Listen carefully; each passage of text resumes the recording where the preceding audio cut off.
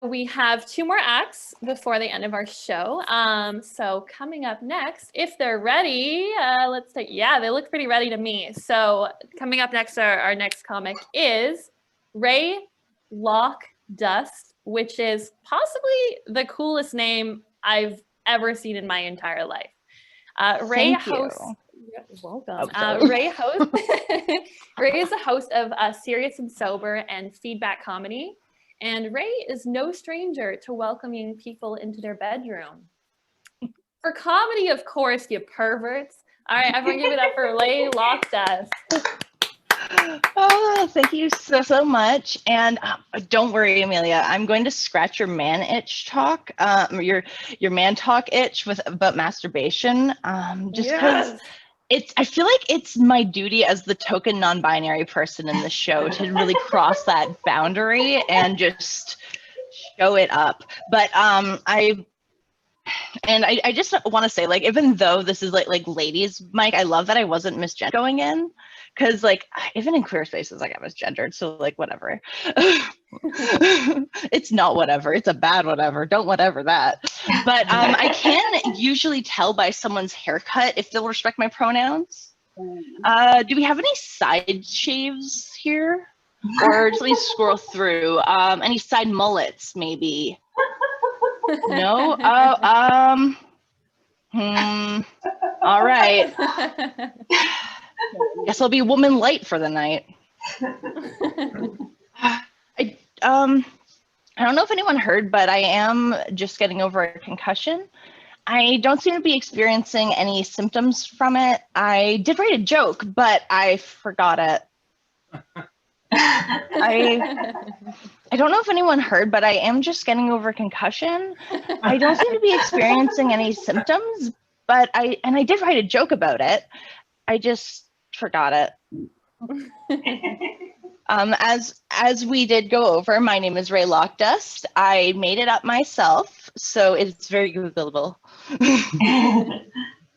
As was said, I do host Feedback Mike as well as Serious and Sober. And as I'm sure you noticed, because you're clever, I also do stand-up, usually being neither serious or sober. It's really good to have range as a performer. I did briefly wonder if I was a more masculine, non-binary person, if I would still be invited on to the ladies' mic.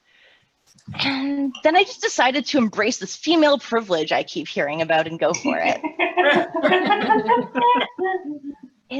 Does that count as like gender appropriation?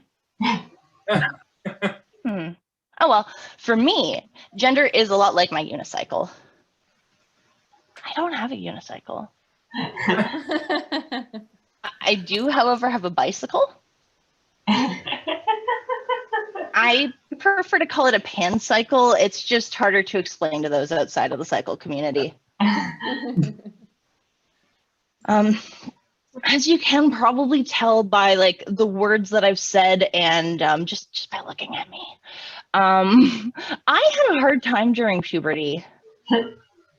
I struggled with a lot of self-acceptance, and after years of living in denial, I finally sat down my Catholic Italian mother and my standard small town normal father, and I said, "Mom, Dad, I'm a vegetarian."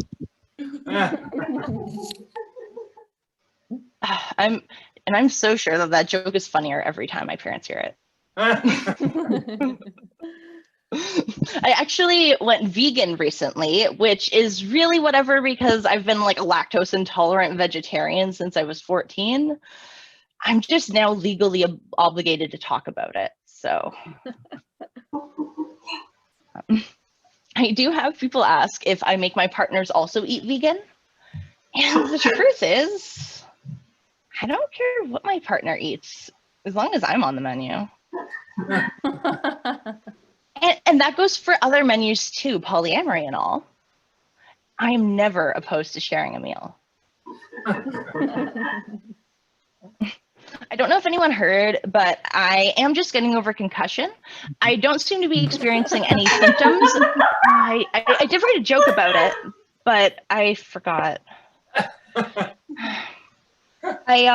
So about me, I am a makeup artist, a professional makeup artist, actually. I am a catering specialist and an aspiring comedian. So, I was already unemployed before lockdown. But now I'm a student again, which is more of a socially acceptable version of being unemployed.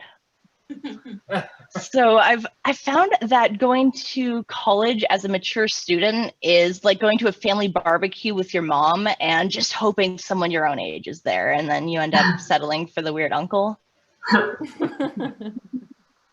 You know, the weird uncle, right? Every family has one. He's loud, he's racist. You can't tell if he's drunk or he's just like that. You call him uncle. I call him dad. I think my parents are actually happy I got into comedy. They're just disappointed that I'm also a feminist. I was raised like a loose Catholic, so I had an interesting relationship with God and the church. I wouldn't call my family CEOs, like Christmas, Easter only. No. We're more like an FWB, not friend with benefits. No, like funerals, weddings, and baptisms. We get in, lock someone else in, and get out. That's funny if you know that Lockdust comes from my legal name being Locke. That's totally not funny enough to point out, but here I go. Back to God.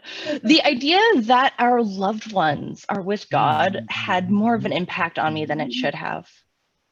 Or at least it had the kind of impact that it shouldn't have had. Sidebar. I was 13 and at my grandmother's funeral. And on the final day, we're Italian, so it was like a 3-day thing. On the final day, everyone was kissing her corpse goodbye, as one apparently. I didn't understand the tradition. I did not understand it. I just, I didn't want to miss out on it in case it ended up being important. So I planted one on Grandma, and I got a mouthful of funeral makeup. I guess that's where I got the taste for makeup from. Anyway, see, three things that I knew factored into all of this. Grandma was with God. God was always watching. And it is a sin to masturbate. So I made a deal with myself that whenever I wanted to masturbate, I would work out instead. So as you can imagine, I was a very fit and angry teenager. With isolation being taken as seriously as it is in my household, I really haven't been sharing social bubbles with anyone to a point where I haven't had like I don't have a physical relationship with anyone like and I'm not just talking about sex like I mean from hand holding to hugs to a point where I accidentally grazed one of my roommates in the kitchen and my entire body shook with the electricity and impact of my first glimpse of humanity in months. He went to go stay with his parents for a bit. I'm sure it was unrelated though. In keeping myself entertained during isolation, my arms have gotten very tired.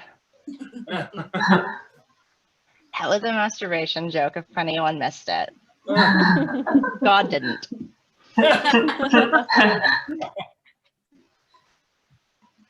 Having gone through a rough breakup at the beginning of the lockdown, I found myself back on the old Tinder scene. And I'm very certain that it's easier to use Tinder for dick than the Domino's app for pizza. And you know what one comes faster. And which one you get to eat after. Well, I guess that one just depends on, never mind. I did actually, though. I did get to bubble with my girlfriend and her wife for a few months, and it has been really great. Like, we were trying this new thing in our relationship. It's called trust. Have you guys tried this? It's great. Like, my safe word isn't just like help anymore. Oh, God. Like, she gives glowing Yelp reviews. And by that, I mean literal Yelps and a stunning afterglow. Some stories I end up regret sharing. Some I get paid in drinks to talk about. But I do have really, really bad anxiety. Like, I'm pretty sure everyone on this show had. And I was going to try and say something about onions, but I can't. I'm sorry, but I do.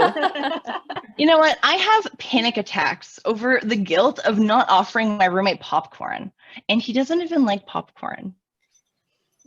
Like, I'm a mess. Social interactions with me, I know I seem cool. It is a charade. Social interactions with me are like when you see a dog and you get really excited and you go to approach the dog, but then the dog has a service vest and you can't interact with the hardworking doggo, so you have to just accept it and move on. Or, okay, I have a better one. It's like when a push door has a pull handle. Like, my Zen garden is a litter box that's being maintained by someone not yet strong enough to sift through all the shit. But there is a perk in dating me. You get to introduce me as a rescue. My self-esteem is a lot like my Christopher Walken impression. It's not very good. I don't know if anyone heard, but I'm just getting over a concussion. I don't seem to be experiencing any symptoms, but I did write a joke about it, but I forgot. So continuing on with the layers of our show, because onions have layers, I'd like to introduce our final comedian of the night, Sarah Bransfield. Sarah has performed in Zoom shows for audiences